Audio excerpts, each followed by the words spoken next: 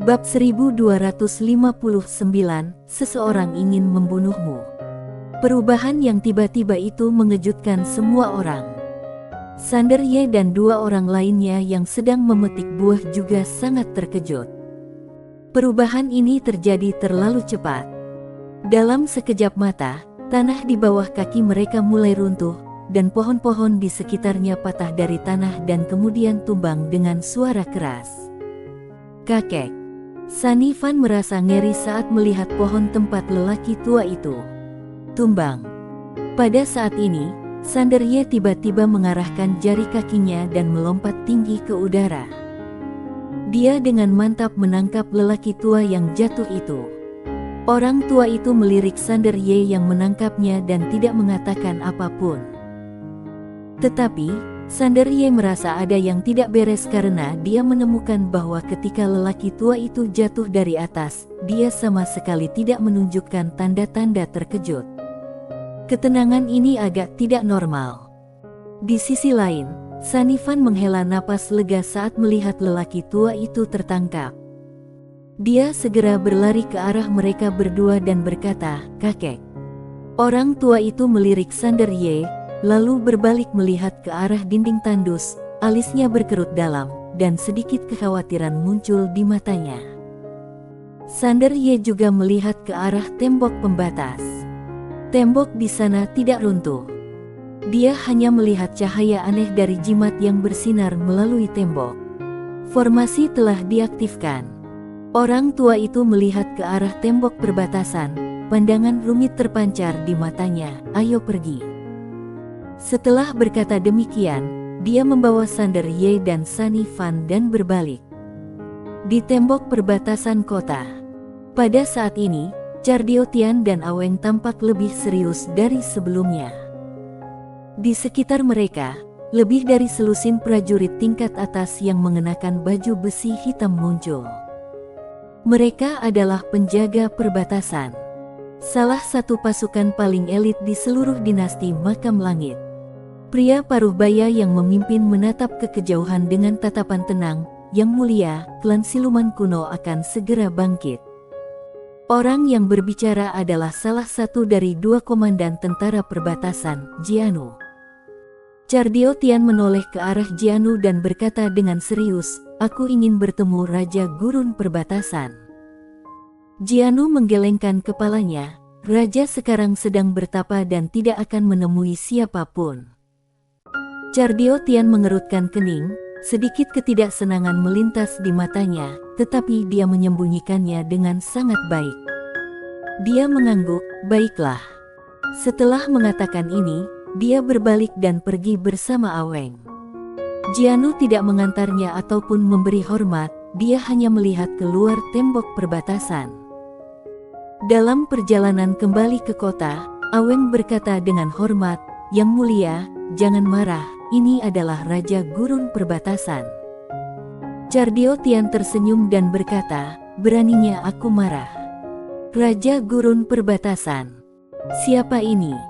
Dia adalah satu-satunya Raja Marga Luar yang masih hidup di dinasti Makam Langit. Dia telah menjaga perbatasan selama puluhan juta tahun. Dari segi kekuatan, dia dapat menduduki peringkat 5 teratas di dinasti Makam Langit. Dari segi status, bahkan raja harus memberinya sedikit muka saat bertemu dengannya. Orang seperti ini adalah pejabat penting negara. Belum lagi dia seorang pangeran, sekalipun dia seorang pangeran mahkota, dia tidak punya modal untuk berlagak sombong di depan orang ini.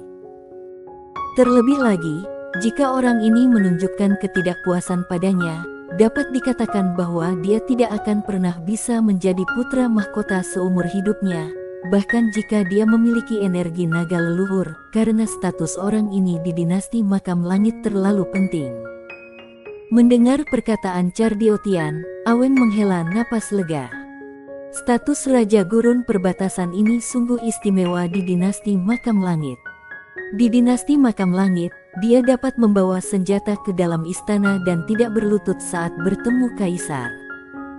Terlebih lagi, di hati rakyat dinasti Makam Langit, reputasi Raja Gurun Perbatasan ini juga sangat tinggi. Dia menjaga perbatasan dan melindungi dinasti makam langit. Dia adalah seorang pahlawan. Cardio Tian tiba-tiba berkata dengan suara yang dalam, apakah kamu melihat siapa yang menyerang tadi? Awen menggelengkan kepalanya, tidak. Cardio Tian mengerutkan kening dalam. Awen berkata, kita harus kembali dan melaporkan apa yang terjadi di sini. Cardio Tian mengangguk dan tidak berkata apa-apa lagi. Kota itu sedang kacau saat itu. Meskipun tidak banyak korban jiwa, penduduk kota itu panik. Karena suara keras sebelumnya berasal dari tembok perbatasan, mereka tidak tahu apa yang ada di balik tembok itu, tetapi mereka tahu pasti ada makhluk kuat di sana. Jadi seluruh kota membicarakan sesuatu yang akan terjadi. Hal itu menjadi semakin aneh seiring penyebarannya. Setelah Sander Ye dan dua orang lainnya kembali ke kota, lelaki tua itu tampak serius. Dia menatap Sander Ye, ikutlah denganku. Sambil berkata demikian, dia menggandeng Sander Ye dan berjalan memasuki ruangan. Sunny Fan ingin ikut juga, tetapi lelaki tua itu berkata, jangan ikut. Sunny Fan tertegun, lalu berkata, aku mau. Orang tua itu tiba-tiba berkata dengan suara tegas, yang patuh. Kata-kata itu keluar dengan suara berat dan tegas. Sunny Fan berdiri di sana dengan linglung. Kakeknya tidak pernah mengatakan sesuatu yang kasar kepadanya, dan dia tidak dapat menahan perasaan sedih sesaat. Hidungnya terasa sakit dan air mata mengalir di matanya. Orang tua itu merasa agak tidak tega, tetapi memalingkan wajahnya dan berjalan memasuki ruangan. Sander Ye berjalan ke sisi Sunny Fan. Dia tersenyum dan berkata, jangan khawatir.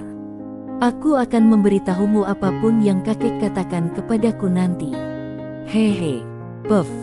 Sunny Fan tiba-tiba tertawa, dan keluhannya sebelumnya menghilang tanpa jejak. Dia menepuk lengan Sander Ye dan berkata, cepat pergi. Sander Ye mengangguk dan berjalan menuju kamar.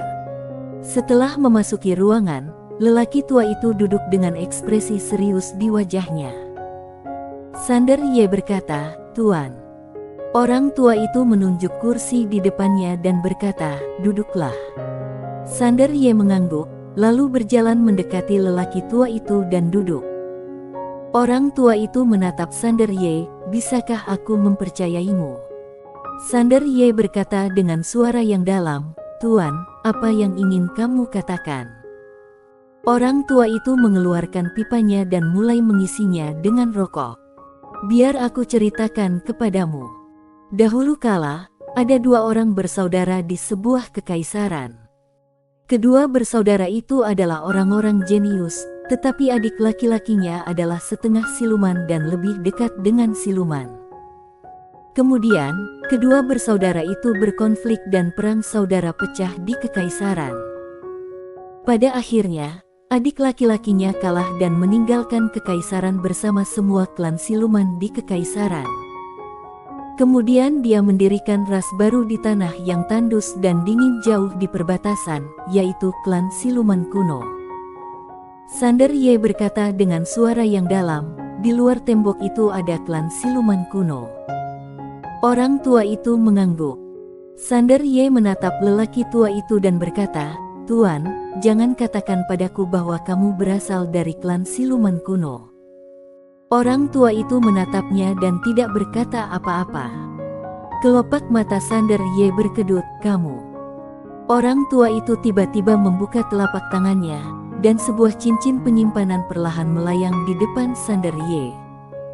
Sander Ye melihat cincin penyimpanan itu dan merasa sedikit bingung. Orang tua itu menyalakan pipanya, menghisapnya dalam-dalam, lalu berkata, di dalam cincin penyimpanan itu, ada 90.000 kristal peri, juga beberapa ramuan dan teknik. Pokoknya, semua tabunganku selama bertahun-tahun ada di sana. Ekspresi Sander Ye tiba-tiba berubah, orang tua, jangan menakutiku. Orang tua itu menatap Sander Ye, aku hanya punya satu permintaan. Bawa Sunny pergi dan bawa dia ke kota langit, kediaman Suanyun. Lalu beritahu pemilik di sana untuk membantu gadis ini demi aku. Ini untuk mengatur pengaturan akhir. Sander Ye berdiri dan berkata dengan suara yang dalam, "Tuan, tidak peduli apapun masalahnya, ini seharusnya belum menjadi situasi yang putus asa, kamu." Orang tua itu menggelengkan kepalanya, "Duduklah, nak." Sander Ye duduk, dan lelaki tua itu melanjutkan, "Setelah beberapa hari bergaul denganmu, aku merasa bahwa kamu bukan orang jahat. Aku lega bisa menitipkan Sani padamu." Sander Ye ingin mengatakan sesuatu, tetapi lelaki tua itu tiba-tiba berkata, "Ambil cincin penyimpanan itu dan bawa dia pergi, sekarang." Sander Ye menyipitkan matanya sedikit. Pada saat ini, dia tidak ragu lagi. Dia mengambil cincin penyimpanan di atas meja dan berbalik untuk pergi. Begitu dia keluar kamar, dia melihat Sani. Sander Ye berjalan mendekati Sani dan berkata, "Ikuti aku." Sani menggelengkan kepalanya. Sander Ye mengepalkan tangan kanannya. Sani berkata lembut, "Sander Ye, jika kamu membuatku pingsan, aku akan membencimu." Sander Ye mendesah pelan. Sani tersenyum dan berkata, "Kamu bisa pergi sendiri." Sander Ye menggelengkan kepalanya. Sani hendak berbicara ketika tiba-tiba terdengar suara langkah kaki dari samping. Sander Ye menoleh dan melihat seorang pria berjubah hitam berjalan ke arahnya tidak jauh dari sana. Pria itu sepenuhnya tertutup jubah hitam dan wajahnya tidak dapat dilihat dengan jelas. Sander Ye segera menjadi waspada. Lelaki berjubah hitam itu perlahan berjalan menuju rumah panggung, Gusu, lama tidak berternu. Pada saat ini, lelaki tua itu keluar. Orang tua itu menatap pria berjubah hitam dan berkata, "Jigu, memang sudah lama sekali." Pria berjubah hitam itu bertanya, "Apakah klan kuno pernah memperlakukanmu dengan tidak adil?" Orang tua itu menggelengkan kepalanya, "Tidak." Lelaki berjubah hitam itu bertanya lagi, "Bagaimana Tuan memperlakukanmu?" Orang tua itu berkata, "Kebaikan seberat gunung." Pria berjubah hitam itu mengangguk, "Jika begitu, lalu mengapa kamu mengkhianati klanmu?" Orang tua itu menggelengkan kepalanya, "Aku tidak mengkhianati klanku, aku hanya sedikit lelah." Pria berjubah hitam itu berhenti dan menggelengkan kepalanya sedikit, "Gusu, pernahkah kamu memikirkan orang-orang kita?" Orang tua itu terdiam sejenak, lalu berkata, "Biarkan saja mereka pergi, aku menyerah." Pria berjubah hitam itu melirik Sander Ye dan Sani Fan lalu terkekeh, "Sungguh menarik bahwa kamu masih berusaha memohon untuk manusia dari ras lain." Orang tua itu menatap pria berjubah hitam itu dan berkata, "Jigu, demi persahabatan kita, biarkan mereka pergi. Ini tidak ada hubungannya dengan mereka." Lelaki berjubah hitam itu berkata dengan tenang, "Bagaimana menurutmu?" Orang tua itu tiba-tiba berbalik dan menatap Sander Ye, bahwa dia pergi. Setelah berkata demikian, dia berubah menjadi bayangan cacat dan menghilang di tempat. Cahaya dingin muncul dan pedang itu berkelebat. Pria berjubah hitam pun menghilang di tempat. Pada saat ini, Sander Ye menggendong Sani Fan di punggungnya dan melarikan diri. Tepat saat Sani Fan hendak berbicara, Sander Ye tiba-tiba berkata, "Gadis kecil, jika kamu ingin kakekmu tetap hidup, kamu harus mendengarkanku. Pegang erat-erat tubuhku dan jangan bergerak." Mendengar perkataan Sander Ye, Sani Fan mengangguk cepat, "Baiklah, baiklah, Sander Ye, aku akan mendengarkanmu." Bang! Pada saat ini, ledakan keras tiba-tiba terdengar. Orang tua itu terkejut dan mundur dengan keras, dengan darah perlahan mengalir keluar dari sudut mulutnya. Tepat saat dia hendak bergerak, dia mendengar Sander Ye dari kejauhan tiba-tiba berkata, "Orang tua, jangan lawan dia, ikuti aku, cepat." Mendengar perkataan Sander Ye, lelaki tua itu ragu sejenak, lalu tubuhnya gemetar dan dia mengejar Sander Ye. Lelaki berjubah hitam itu mengernyit sebentar, dan sesaat kemudian, dia menghilang dari tempatnya. Sander Ye berlari sepanjang jalan dengan Sunny Fan di punggungnya hingga dia tiba di sebuah rumah dinas. Seorang penjaga menghalangi jalan Sander Ye dan hendak berbicara, tetapi Sander Ye bergegas masuk dengan paksa sambil berteriak, "Saudara Cardio, seseorang ingin membunuhmu, larilah." Cardio Tian, yang sedang mengemasi barang-barangnya untuk meninggalkan kota, mengerutkan kening. "Bunuh dia.